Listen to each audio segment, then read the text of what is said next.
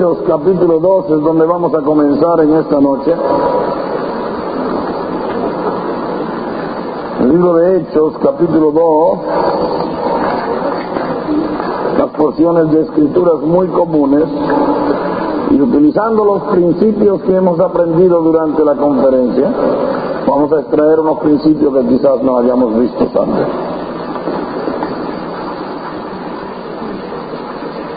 Con mucho amor en los ojos, mire a su hermano y dígale: no me interrumpa, que quiero oír la palabra.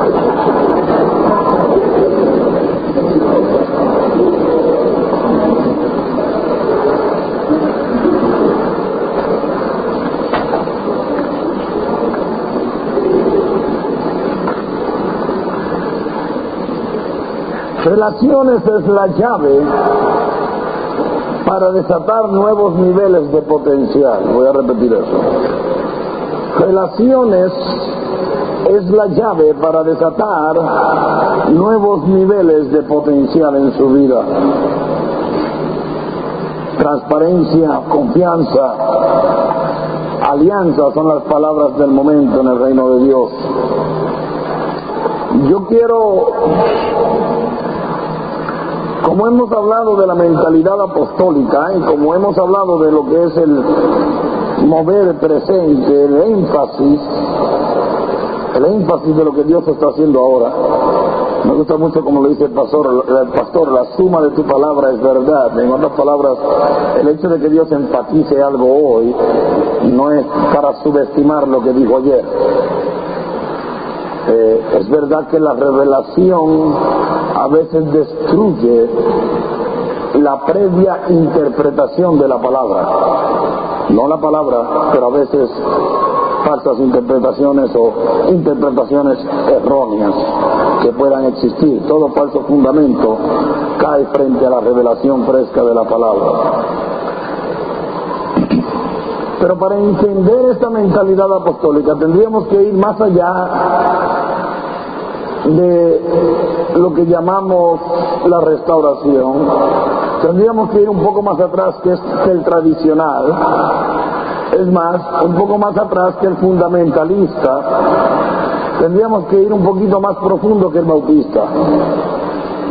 Tendríamos que ir un poquito más atrás que el católico, antes de que hubiera ninguna de las persuasiones doctrinales que nos han dividido, e indagar en los principios y fundamentos de la iglesia cuando simplemente existían creyentes. La cristianidad está lejos de lo que es la iglesia. La iglesia y sus fundamentos existen antes de que la palabra cristianidad existiera. Había un tiempo en que lo que existían se llamaban creyentes, seguidores de Cristo. Y en aquel tiempo, cuando comenzó el asunto, todos estaban fundados en doctrina apostólica. Entonces yo quisiera ir a esos días para tener una idea de cuál es el énfasis que Dios está trayendo y así destruir todo concepto erróneo de lo que Dios está haciendo, para así cerrar la brecha para que no existan extremistas o extremismos en la verdad que Dios está trayendo. Recuerden que siempre que Dios revela una verdad, ocurren extremos. Pero el hecho de que existan extremos no anula la verdad. La verdad es que no puede haber un extremo sin un punto de partida. No puede haber nada falso sin copiarse de algo real. No puede haber una copia sin un original. Entonces el mero hecho de que existen cosas falsas nos indica que hay cosas reales. El mero hecho de que hayan falsos profetas nos dicen que tienen que haber ciertos.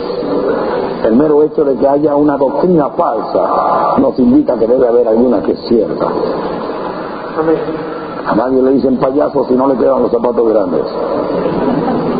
Donde hubo humo es porque fuego hubo, ¿no?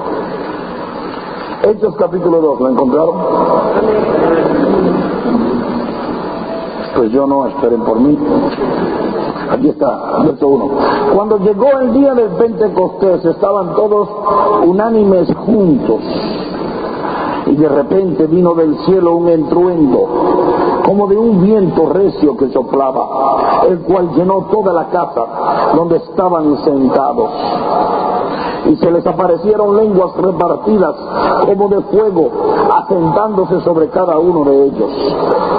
Y fueron todos llenos del Espíritu Santo, y comenzaron a hablar en otras lenguas, según el Espíritu les daba que hablasen. Moraban entonces en Jerusalén judíos, varones piadosos de todas las naciones bajo el cielo.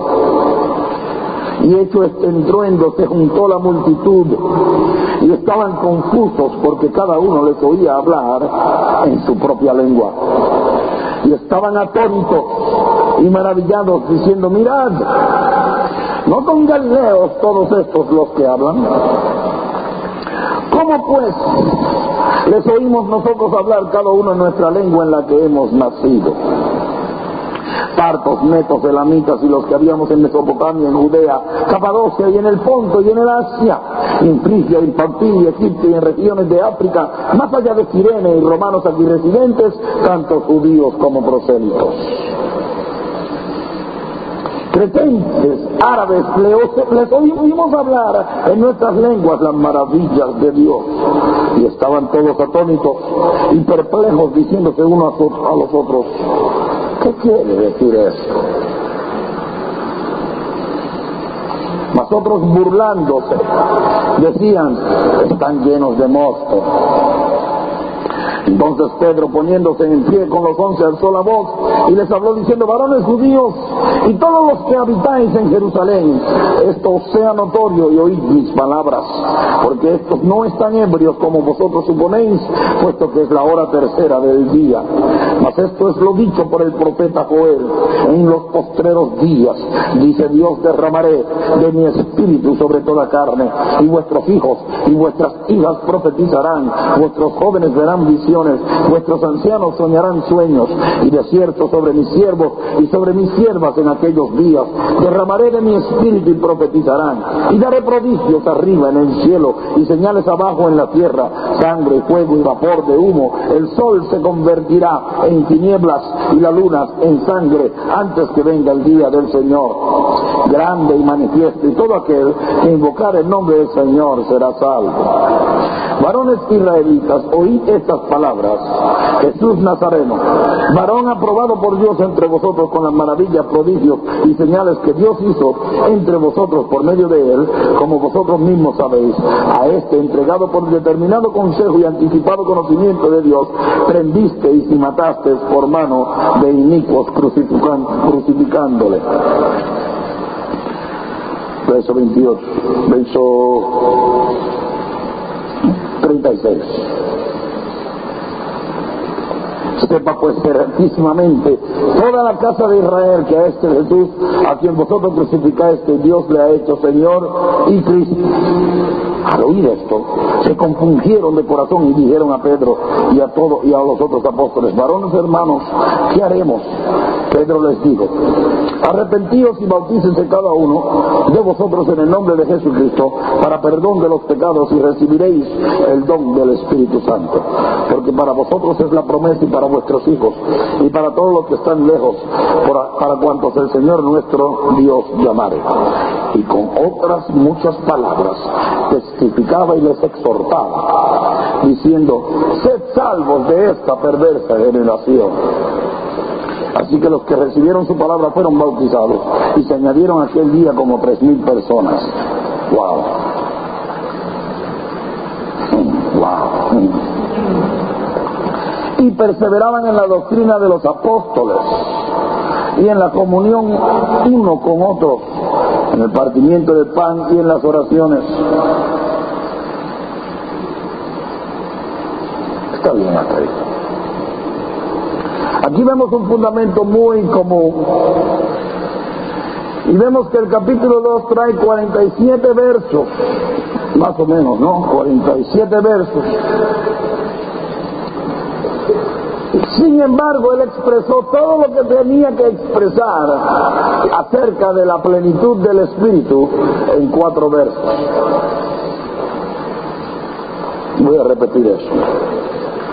En el capítulo 2 de Hechos hay 47 versos de instrucción y Dios solo usó 4 para explicar el Pentecostés. Algo está desbalanceado en cristianidad cuando la iglesia se ha estancado en el Pentecostés. Cuando Dios en 4 versos discute o expresa el acontecimiento de la plenitud del Espíritu y luego sigue adelante, me parece a mí que la iglesia se ha quedado encajada en el verso 4. Y el énfasis en la iglesia es la bendición de cuando fluye el Espíritu Santo, en el carisma que produce la fluidez del Espíritu Santo, en el mover de las lenguas o cualquiera que sea el mover que trae el Espíritu dentro de una congregación. Todo lo que tiene que ver con mover del Espíritu es Pentecostés. La iglesia de alguna forma se quedó estacionada en el verso 4. Sin embargo, la Biblia menciona lo que acontece en el verso 4 y pasa al verso 5 sin detenerse. La iglesia cristiana, cuando llega a la plenitud del Espíritu, o cuando siente la bendición del Espíritu, o cuando llega el mover del Espíritu, entonces es que empieza la fiesta cristiana. Sin embargo, en la iglesia original, tan pronto llegó el Espíritu, la gente se lanzó a la calle. Quiero que veas el énfasis que pone Dios en el propósito por el cual bautizó su pueblo con el Espíritu. Creo que la iglesia ha reducido la experiencia de la plenitud del Espíritu a la manifestación de lenguas y el don del Espíritu en la casa de Dios. Ahora, note conmigo claramente que cuando Cristo da las instrucciones para que ellos esperen en Jerusalén hasta que sean dotados de poder de lo alto, ocurren cierta cantidad de días, obviamente todos en un cuarto esperando la promesa del Padre. Yo sé que nuestra mente religiosa nos dice que todos andaban ayunando y que todos andaban orando y estaban esperando con gran gozo el Espíritu Santo. Sin embargo, si usted es como yo y entiende que sin las lenguas nuestra oración es redundante y no dura más de 5 minutos, estos hombres, 120 pescadores, la mayoría de ellos solteros, me los imagino todos en un aposento donde están todos hombros con hombros durante 10 días. ¿Qué cree usted que andaban haciendo? Si usted se los imagina orando 24 horas al día, usted es más religioso de lo que podríamos creer. Porque sin lenguas es imposible orar más de 10, 15, 20 minutos. Ellos no tenían ninguna, estaban esperándolas. Era gente que no se conocía. Algunos se conocían, otros no. Algunos a lo mejor no se gustaban. Me imagino a las señoritas hablando de los jóvenes y los jóvenes hablando de las señoritas. Pedro, ¿para qué dejaste los calcetines tirados? Alguien vaya a comprar pescado, tengo hambre. Mira, jala la cadena del bañero cuando vayas al baño, no la vuelva a dejar la tapa subida. Oye, mira, 10 días en un cuarto, 120 gente, todas en un cuarto. Sé práctico, usa la mentalidad. 120 gentes en un aposento.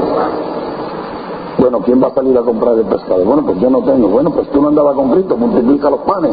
No, pero mira, que se...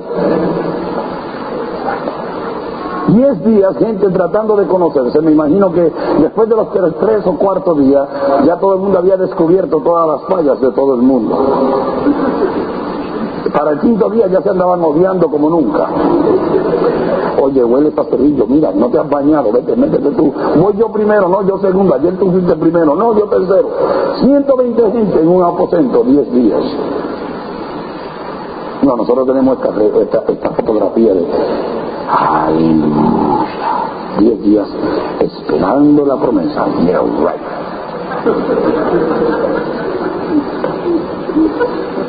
Ya para el 7.º día, dice, oye, cuando tú primero me llegaste me caías bien pesado, ¿sabes?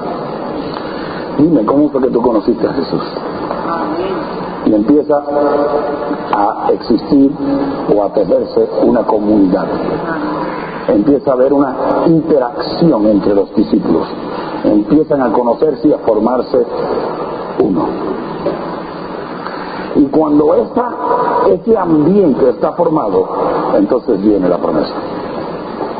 Cuando llega la promesa, obviamente Dios está esperando que hayan ciertas condiciones terrenales que sean propicias para luego identificarlas como el fundamento para el comienzo de cualquier ministerio. Repito, cuando Dios aguarda porque hayan ciertas condiciones terrenales para enviar su promesa, obviamente está esperando que esas condiciones sean propicias para luego usarlas como patrón o fundamento para el comienzo de cualquier ministerio. Cuando llega el Espíritu Santo, no estaba limitado a la experiencia de hablar en lenguas. El Espíritu Santo no vino para que la gente hablara en lenguas. Es una manifestación de la venida del Espíritu Santo, pero no es el propósito de su venida. Escúchame. Oh, Jesus, help me preach. El Espíritu Santo no está limitado a una experiencia en una reunión. Ellos recibieron y se les apareció lenguas repartidas sobre la cabeza de cada uno de ellos. Tuvieron una experiencia maravillosa. Vale la pena mencionar que la experiencia de esa forma nunca volvió a ocurrir igual. Es posible recibirlo y no tener esa manifestación. Es más, el libro de Hechos está lleno de experiencias donde reciben el bautismo del Espíritu Santo sin tener la manifestación del día del Pentecostés. No queremos tener que buscar las Escrituras, pero créame, están ahí. El Espíritu Santo no se limita a una experiencia emocional en una reunión. No se limita a la participación dentro de una congregación en una experiencia privada.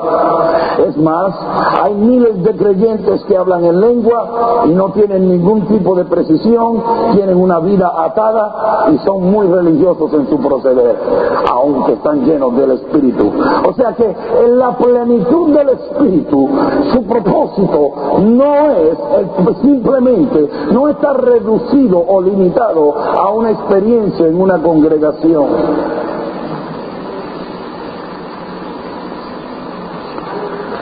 Cuando la gente que estaban allí de Asia y Pontio y los cretenses, todas las naciones del mundo estaban presentes. Obviamente Dios esperó a que hubiese un fórum internacional para enviar su agente embajador del cielo.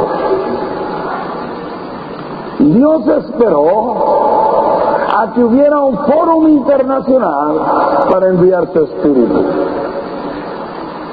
Obviamente la venida del Espíritu está relacionada con un mover global y no reducido a una denominación, una persuasión doctrinal o una experiencia en una iglesia. Quiero que vaya entendiendo poco a poco lo que estoy diciendo. Llega el mover del Espíritu a aquel aposento, comienzan a hablar en lenguas con un estruendo, pero vale la pena mencionar que ninguna de las personas que estaban afuera vio lo que aconteció adentro. Y aún así preguntaron: ¿qué es esto? No fue la experiencia de hablar en lenguas lo que vieron que les hizo preguntar qué es esto, porque nadie los vio hablar en lenguas. ¿Y pero hablaron en lenguas en el aposento. La experiencia fue en el aposento. El avivamiento personal fue en el aposento. La experiencia emocional fue en el aposento. La bendición personal fue en el aposento. Una vez recibida, se lanzaron a la calle con los megaleos de Dios, y cada nación internacional que se encontraba en el vecindario le escuchó hablar en su propia lengua, no en lengua. Y dijeron, ¿qué es esto?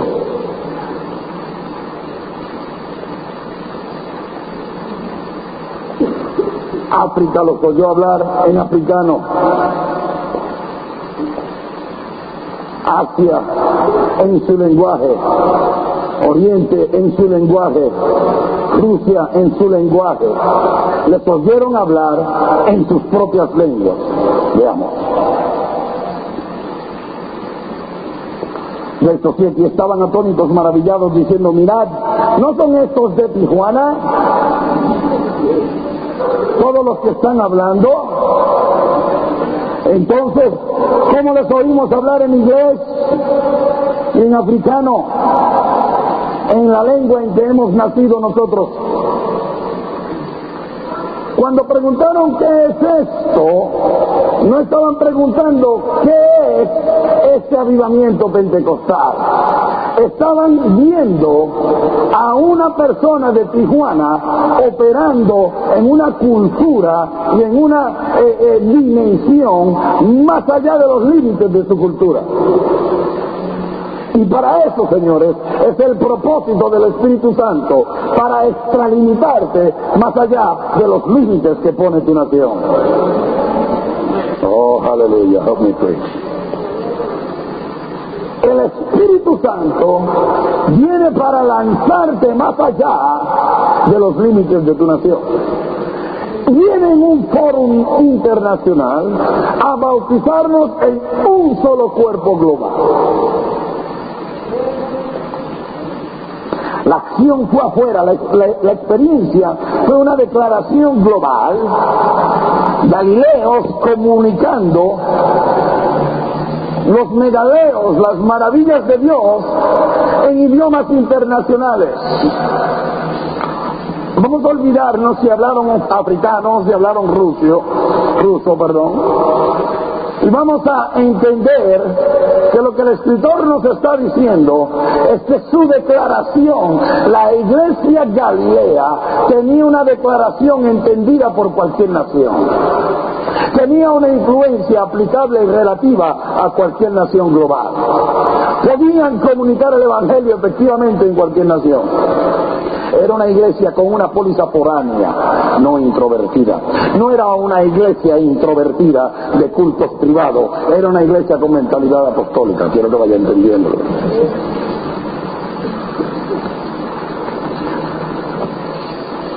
Comunicaron a Dios efectivamente internacionalmente.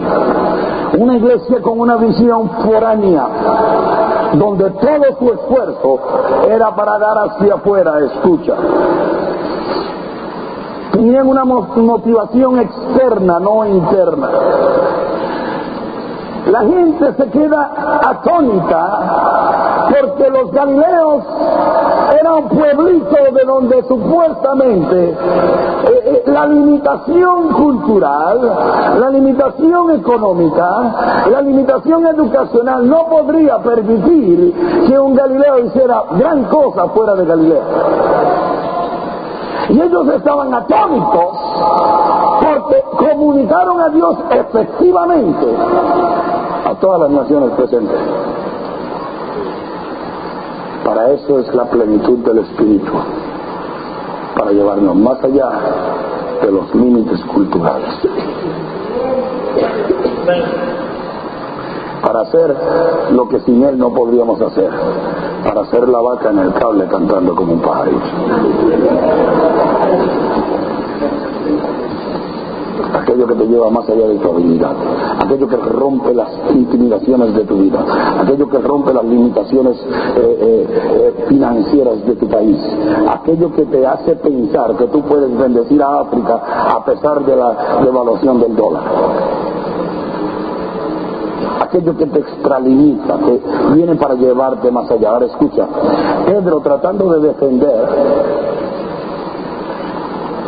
lo que estaba aconteciendo, comienza a predicar.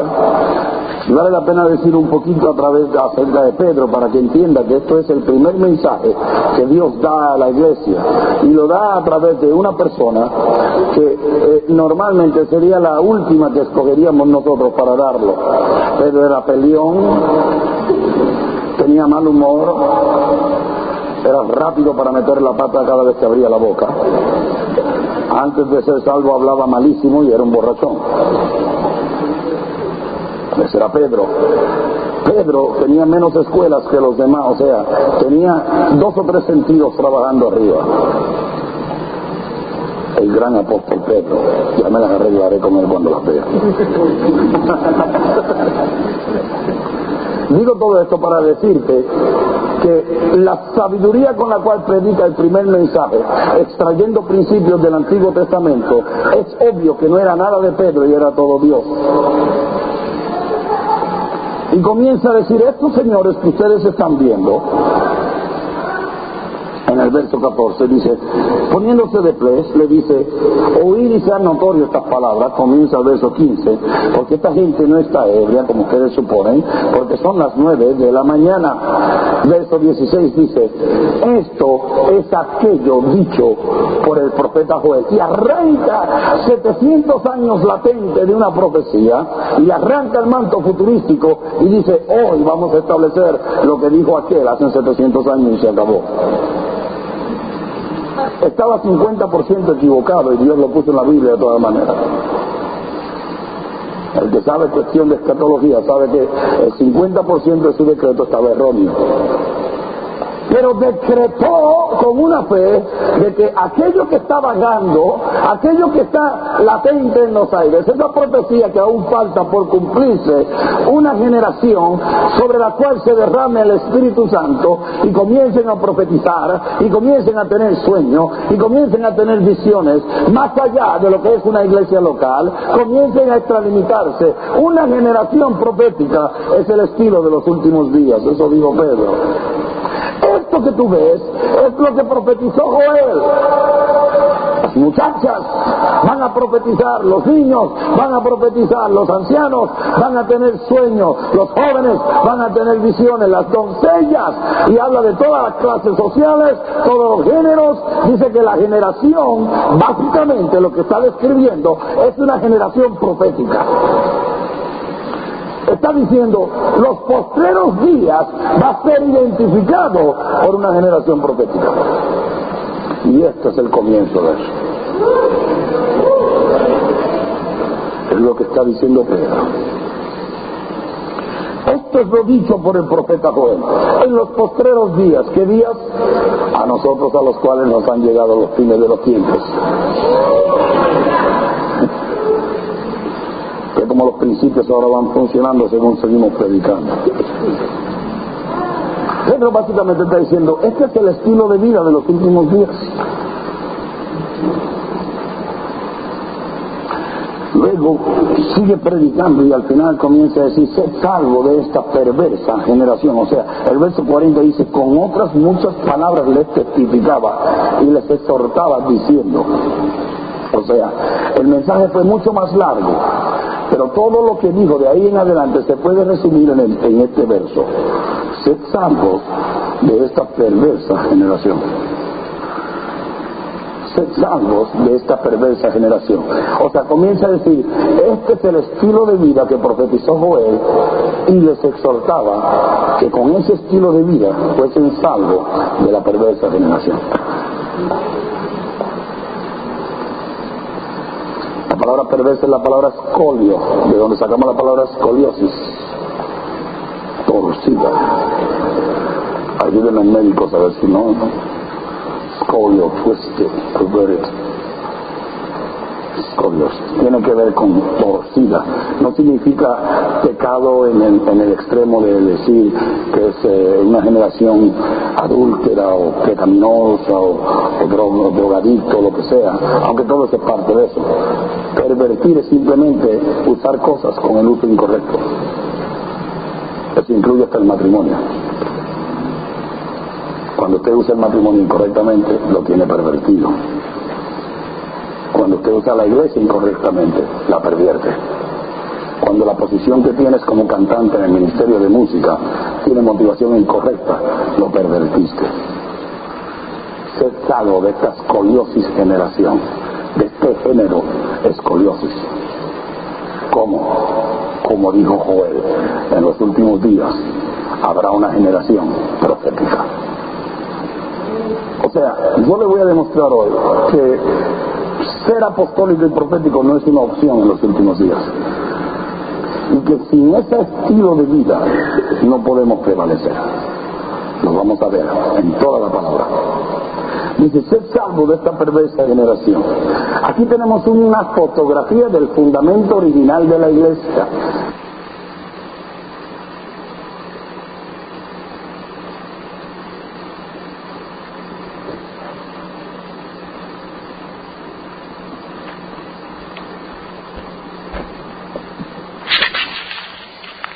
Experiencias de guerra espiritual. No habían seminarios de salmistas, no habían seminarios proféticos, tampoco habían conferencias del reino de Dios, no habían conciertos musicales, no habían persuasiones doctrinales, nadie estaba dibujando las 70 semanas de Daniel y nadie hablaba de escatología ni del rapto, y aún así existía la doctrina apostólica. Quiero que entiendas que esta doctrina es fundamento. Antes de que hubiera nada que estudiar, existía. Porque la doctrina apostólica no es una doctrina bíblica, es un estilo de vida.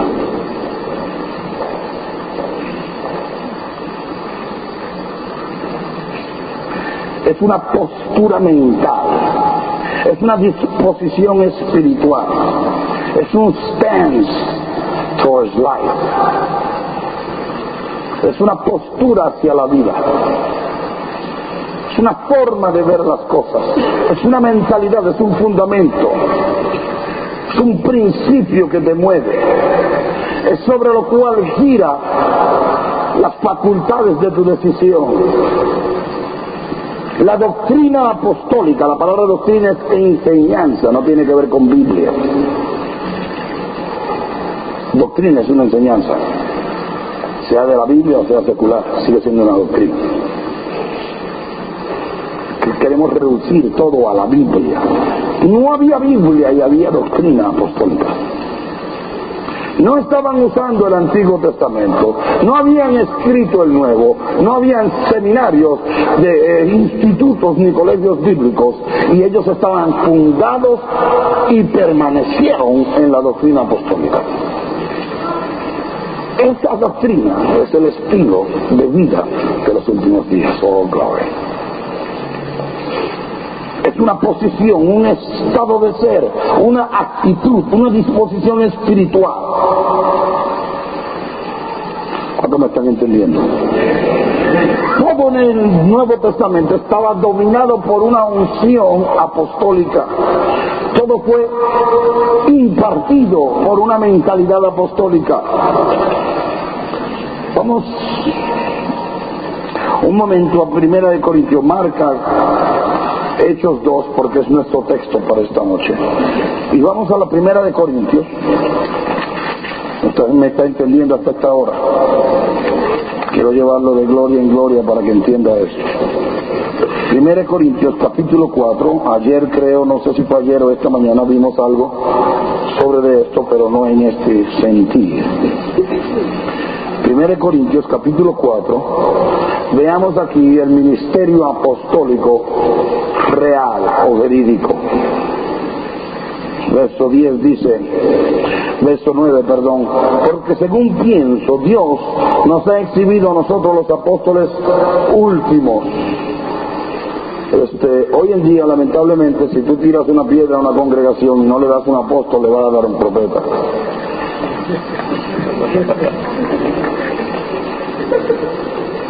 Se me chispa, tío. Eso ahí tenía que ver con un deporte llamado los gladiators. Creo que eran los gladiators. Déjame a ver si lo escribí por aquí. No lo escribí. Sí, los gladiadores meridianos. Era el deporte. Y lo que acontecía era lo siguiente: al final del día, después que los gladiadores habían matado a todos los animales y qué sé yo, sacaban a uno de los presos sin armas ninguna para ver cómo el animal despedazaba al hombre. y a eso le llamaban al postrero. Entonces, cuando Pablo dijo, nosotros los apóstoles somos exhibidos como los postreros, todo el mundo sabía lo que le estaba hablando. O sea, que nos sacan para hacer el ridículo, que nos lanzan donde nadie se mete, que nos impulsan con suicidio espiritual, que lo envían a hacer cosas que nadie quiere hacer, que todo el mundo calcula y dice, ni para allá voy a mirar. Eso es bien jibarito, eso es Puerto Rico, eso. Ni para allá voy a mirar. ¿Ah? Y envían como gladiadores meridianos. Mira, dice, como a sentenciados a muertes, pues hemos llegado a ser el espectáculo del mundo, espectáculo de los ángeles, espectáculo de los hombres. ¿Cuántos quieren ser apóstoles ahora? Se van haciendo menos y menos, gracias a Dios. Verso 10 dice, nosotros somos insensatos por amor de Cristo. O sea, no es que son insensatos, porque en otra parte dice que son peritos arquitectos, son sabios, pero que lo que hace suele ser insensatez porque nadie se atreve a hacerlo. O sea, es un espíritu de mártir espiritual. Se lanzan a hacer lo que nadie se atreve a hacer porque vienen dotados de un espíritu pionero para acarrear a la iglesia la gracia que ellos cargan. Mira lo que dice, mas vosotros son prudentes en Cristo, nosotros débiles, pero ustedes fuertes. Y mientras menos se hace, más grande se hace la iglesia, porque ellos lo que hacen es que se vacían por la iglesia. Mira lo que dice, vosotros honorables, nosotros despreciados. Hasta ahora padecemos de hambre, tenemos sed, estamos desnudos, somos abofeteados y no tenemos morada fija. ¿Cuántos quieren ser apóstoles ahora? Denme sus manos. Se van haciendo menos y menos cada vez. Amén. Verso 12. Nos fatigamos trabajando con nuestras propias manos, nos maldicen y bendecimos, padecemos persecución y la soportamos. Nos difaman y rogamos por aquellos que nos difaman. Hemos venido a ser hasta ahora como la escoria del mundo y el desecho de todos. Déjenme ver cuántos quieren ser ministerios de fundamento ahora. 1, 2, nadie.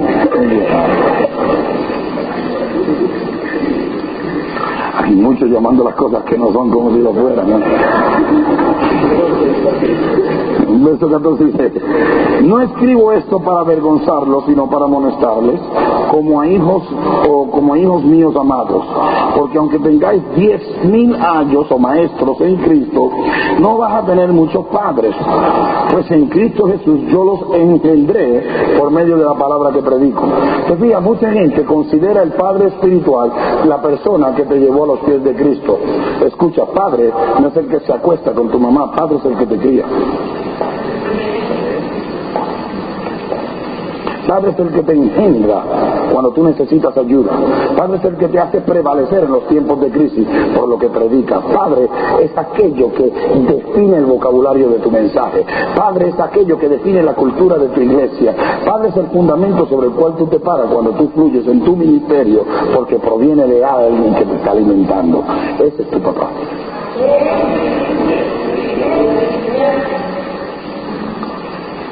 Cualquier persona puede ser instrumento para traerte a los pies de Cristo. Papá me trajo a la tierra, pero yo no vivo con papá.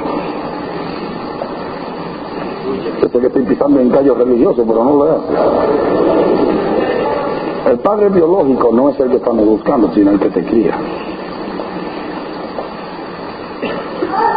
Entonces, cuando tú defines quién tú eres y cuál es el sabor de tu ministerio, y te pones a mirar hacia atrás a ver de dónde proviene, identificaste a tu padre. Déjame salirme de ahí.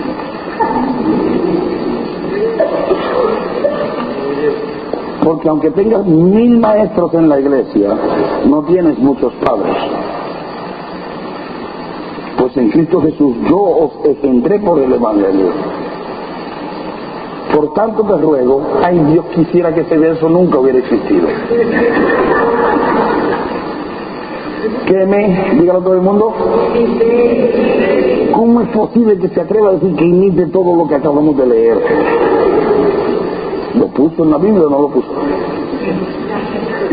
Le estoy definiendo la doctrina apostólica, esto era lo que enseñaban.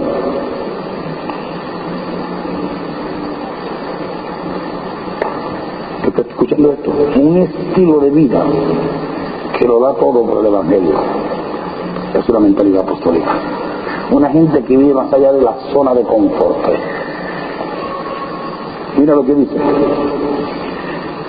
Por tanto te ruego que me imitéis.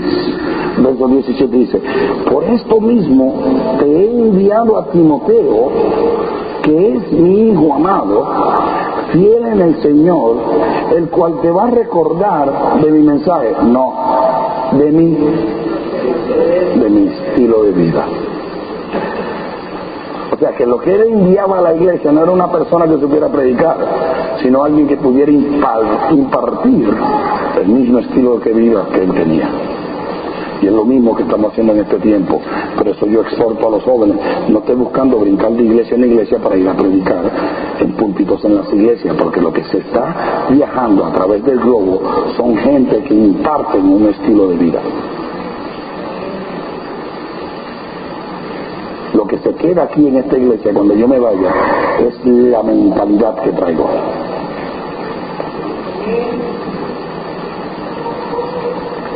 Te voy a enviar a Timoteo, que te va a recordar de mi proceder en Cristo, te va a recordar de mi estilo de vida. Quiero que vea que la doctrina apostólica es un estilo de vida. Diga conmigo, la doctrina apostólica es un estilo de vida. Es importante que entiendas que eso era lo que estaba aconteciendo. El espíritu de una red apostólica es impartir un estilo de vida. Te pido, como dice ahí, dice verso 16, te ruego que me imitéis. No dice te ruego que aprendas a predicar como yo. Dice te ruego que imites mi postura espiritual, que imites mi disposición, mi estatus hacia la vida, que pienses como yo. My God, de aquí no me mueve nadie hasta que la gloria de Dios cae. A veces guerra espiritual es pararte firme y decir no me muevo hasta que la gloria de Dios llegue, sin orar. Hay veces que no hay que orar, simplemente no desviar el curso. ¿Para dónde vas? ¿Te vas a matar? Watch me. Es guerra, porque el diablo sigue y tú vas.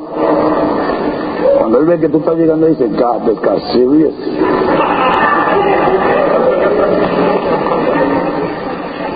Sí, la mayoría de los demonios son demonios que te quieren asustar, a ver si te desvían. Sigue para adelante.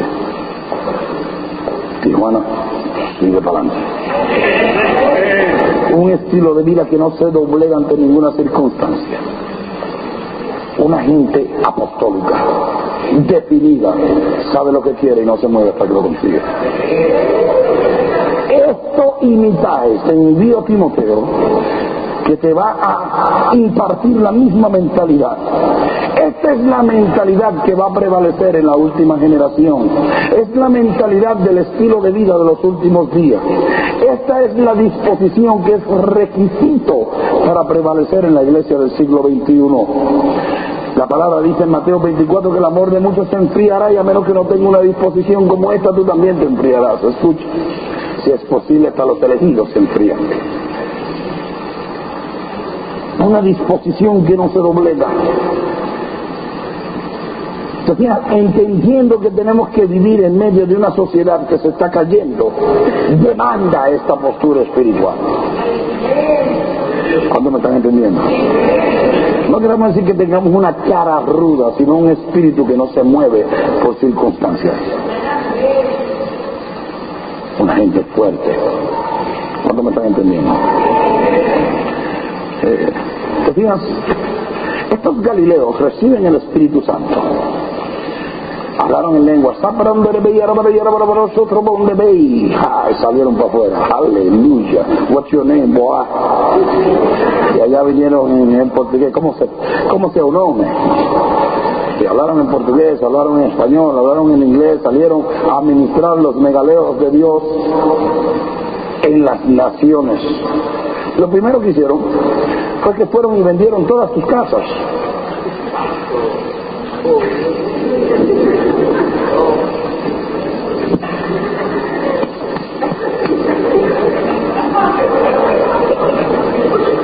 No vayan a hacer una doctrina del asunto. Pero escucha, porque en la Biblia no hay nada escrito por casualidad. Para la cultura hebrea, la propiedad era lo que los ataba a la herencia patriarcal. Era lo que los definía como judíos. O sea, cualquier niño te tomaba una vara y te decía, fulano tuvo a Sutanejo, Sutanejo tuvo a Perencejo, Perencejo tuvo a Meridiano, Meridiano tuvo a Petra, y Petronila tuvo a José, y José tuvo a este y esto y aquello, y el último año vieron unos gemelos, y de ahí salí yo y este es mío. La tierra era la identidad judía. Lo primero que hicieron fue echar fuera su cultura. Ahora se puso tallado en México. Holy Spirit in, Galilean out. Espíritu Santo viene, México sale fuera. Espíritu Santo viene, puertorriqueño sale fuera. Espíritu Santo viene, venezolano sale fuera. Si vamos a impactar el mundo, tiene que ser ciudadano del reino, no de Venezuela, y de Puerto Rico, y de México. Aleluya. Vendieron su propiedad e identificaron con el reino de Dios. El Espíritu los llevó más allá de los límites de su sociedad. Los convirtió o los impartió un comportamiento radical y adoptaron una cultura de reino dentro de su propio país. Decía, iglesia es formular o formar una raza nueva en la tierra. La iglesia es el centro donde se redefine la humanidad. No sé si me estoy dando a entender. Tú no podías ser salvo sin tener alianza con tu hermano en la iglesia primitiva. Era una cultura, era una nación dentro de otra nación. Tenían su propio ¿sabe usted que cuando dijeron no hay otro nombre en el cielo ni en la tierra en el cual los hombres puedan ser salvos? Eso no fue un verso en un mensaje en una iglesia. Eso fue un loco frente a la Casa Blanca con una moneda de César en la mano diciendo no hay otra moneda, no hay otro nombre, no hay otro Dios, porque la moneda de César decía un solo Dios, César. O sea, no hay otro nombre a través del cual los hombres pueden ser salvos. Y tanto era su convicción de que Dios era Dios, que imprimieron su propia moneda. La iglesia. I'm talking about la iglesia. Su convicción era tan fuerte que tenían su propia moneda, tenía una rama, un leaf. Pero ¿se atrevería usted a ir allá con la moneda de ser decir no hay ningún otro Dios? Eran locos. Y después dice, imitáisme a mí. No, hombre, deja eso. No vaya a hacer eso sin tener la unción completa en ese Señor. ¿Se fija? Lo apostólico viene para destrozar y quebrar toda mentalidad tradicional. Viene para arrancar todo comportamiento hereditario. Viene para activar el reino de Dios hacia la plenitud de su plan terrenal. La comida que motiva al apóstol es hacer y terminar la obra de Dios. Hacer y terminar la obra de Dios. Viven por medio de la cultura del Espíritu y se consideran una comunidad entre sí.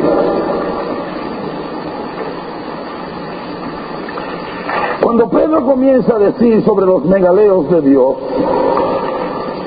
megaleo significa las maravillas de Dios, Pedro dice, esto no es un viento, esto no es un mover del espíritu, esto no es una experiencia emocional, esto es lo que dijo Joel, que será el estilo de vida de los últimos días, una generación profética,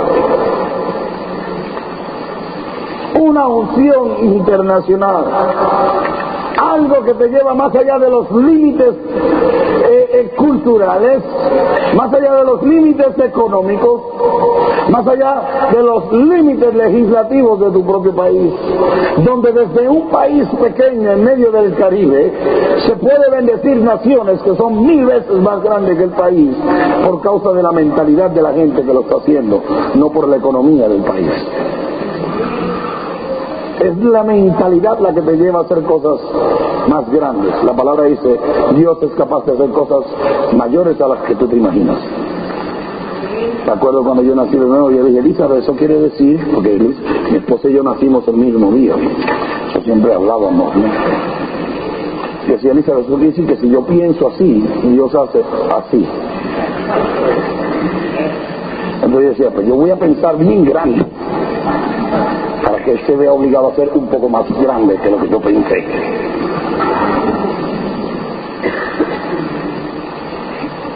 En mi vida pensé que yo iba a estar haciendo lo que estoy haciendo, ¿sabes? Ni por aquí me pasó. El Espíritu viene para crear una generación profética y para causar el estilo de vida que es una demanda en los últimos días. Te habilita a hablar a las naciones con un entendimiento global, con un propósito y precisión. Te da una unción de rompimiento, la unción que rompe toda limitación en tu vida, toda intimidación, toda falta de estimo propio, todo lo que te limita es roto cuando es quebrado, cuando tú posees una mentalidad apostólica. Amén. Te trae a la comunicación que es requisito para el tiempo en que vives. Escucha, la forma de acceder, la forma de acceder el reino de Dios hoy es distinto a la forma que usted podía accederlo 10 años atrás. Tener acceso, to access something, accesar. La forma de accesar el reino de Dios es distinta hoy a la forma en que se accesaba 5 o 10 años atrás. Hacen falta distintos vocabularios en tu oración para penetrar esa dimensión hoy que las que se usaban 5 años atrás. Para entrar en las dimensiones que Dios tiene los depósitos para prevalecer hoy, hacen falta distintos passwords to unlock mysteries. Passwords, ayúdame. Claves para entrar en la dimensión espiritual. Dios, si fuera tu voluntad, la computadora dice error, no entras. Dame otra clave, esa no es. Si te parece bien, sleep mode, se duerme la computadora.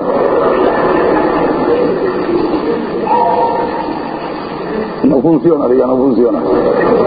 Tenemos que tener las palabras claves del día. Estas se encuentran en esta dimensión que yo te estoy hablando. Los galileos estaban funcionando fuera del límite de su cultura.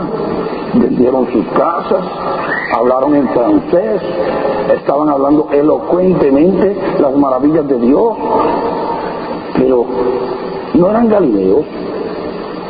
¿Cómo entonces te oigo penetrando en Asia?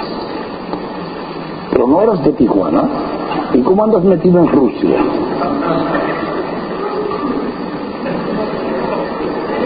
Aleluya. Una iglesia con una mentalidad global. Ahora, Pedro saca estas palabras, y vamos a ir allá, del libro de Joel. Vayan al libro de Joel. El libro de Joel. ¿Está recibiendo algo? El libro de Joel.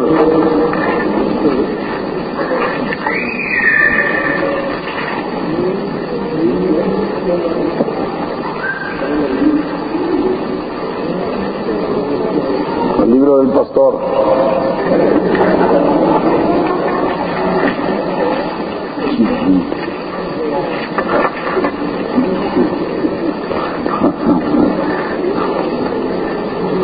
Ese libro de Monterrey es.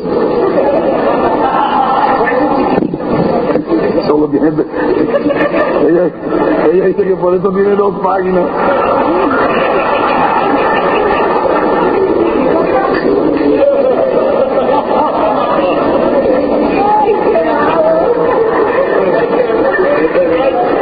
¿Cómo se llama usted? 1, 2 y 3, ponchada afuera. ¿Cómo se le ocurre? Salió en el caser y todo, Dios mío. Perdona a la que no sabe lo que dice. Que por eso sí que tiene página y media. Yo de eso no sé nada. Yo no sé nada. Si algo pasó, yo llegué ahora mismo.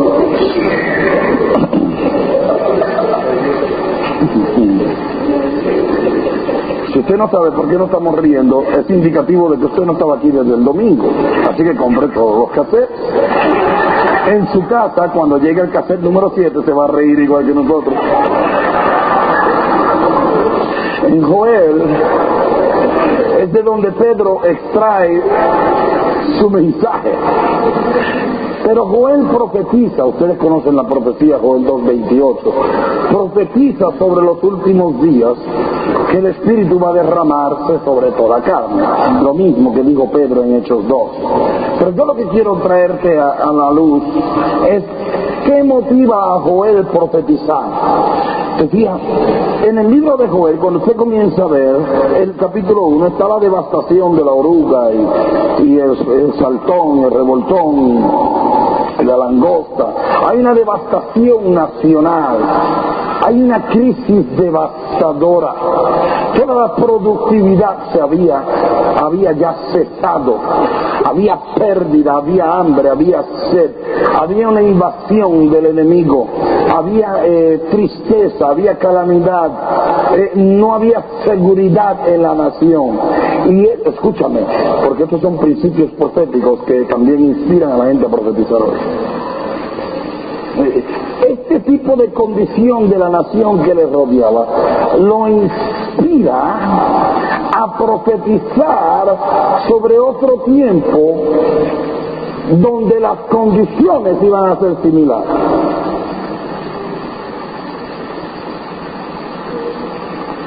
Y profetiza sobre los días postreros, una vez más, a nosotros, a cuales los fines de los tiempos han llegado. Y es dentro de este contexto que él comienza a profetizar y dice así: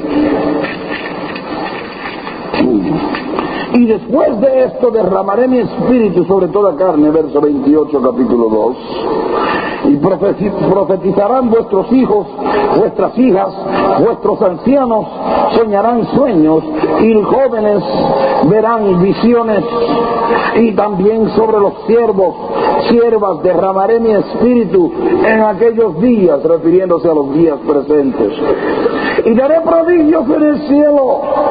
Verso 31, el sol se convertirá en tiniebla, la luna en sangre, antes de que venga el día grande y espantoso de Jehová.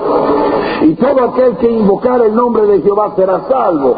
Obviamente durante este tiempo de crisis todavía va a haber gente siendo salva. Eso no puede ser el Armagedón. Hello. Tiene que ser el tiempo presente. Hay gente siendo salva, hay gente en el valle de decisión, hay gente esperando por una respuesta. Inspirado por esta profecía de plagas de langostas, total crisis y desorden, de esta situación caótica, el espíritu profético declara que va a haber una fotografía de una era o una época en que las condiciones o la configuración espiritual del día va a ser igual que en el tiempo que él está parado firme profetizando. y apoderado o empoderado por el Espíritu Santo comienza a profetizar y declara que en ese tiempo va a haber una generación profética donde los ancianos tendrán sueño, pero los visiones por causa de que los jóvenes, por causa de que tienen tiempo, tienen visiones. Sabía, ahí hay un principio. Si usted en el tiempo de su juventud no pudo desarrollar su visión y hoy es un sueño, impártela en un joven para que la convierta en visión. Porque las visiones se manifiestan, los sueños no. El sueño tiene que convertirse en visión para que se manifieste. La iglesia tiene muchos soñadores. Digan visión. Visión es lo que nos mueve. Y comienza a hablar de las configuraciones. Dice que el sol no va a tener luz y que la luna dejará de alumbrar y las estrellas. Y comienza a hablar no de un eclipse, no está hablando de una botella de ketchup encima de la luna, de sangre.